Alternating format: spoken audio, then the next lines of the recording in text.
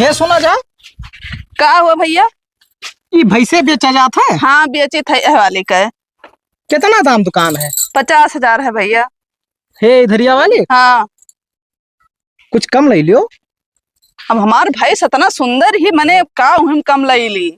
हाँ हाँ सुंदर तो ही। अरे तो 50 की खलवा आईबो ना है। नाई भैया नाई हो पाई। परता ना आवत है। ना आवत है।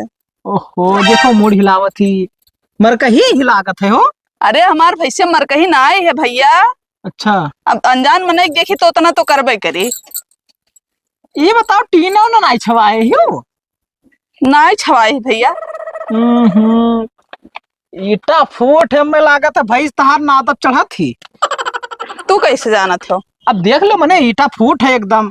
अरे तो ऐसे वही रगड़ा थी का कहा थी। सिंघिया हाँ बड़ी है भाई तोरे भैंस मिया भाई, मर कहीं दिखा थी कुछ। क्या देखो क्या देखो एक ठो झचकार बात कही भैया। कहो। हमारे भैसे से अपने लड़का के शादी वादी तो नहीं करबे हो, इतना आयब निकारे ढारत हो। नहीं ना ऐसा कोनो बात नहीं है। तब का दुनिया के परपंच करत हो, लिए खो तो लियो ना अपन रास्ता ना पाओ।